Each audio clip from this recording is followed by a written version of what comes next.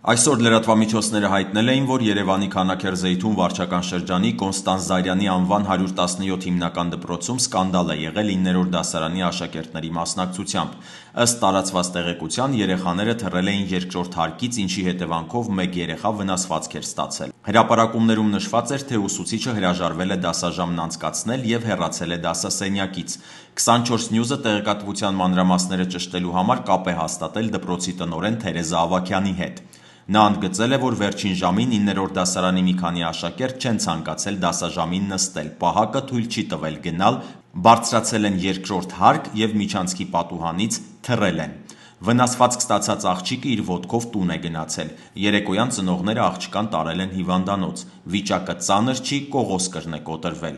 Իրականում ոչ թե 20, այլ մի քանի երեխա են եղել, մնացածը մասնակցել են դասապրոցեսին։ Ուսուցիչը դասարանից դուրս չի եկել, մյուս երեխաների հետ դաս է անցկացրել, նշել է տնօրենը։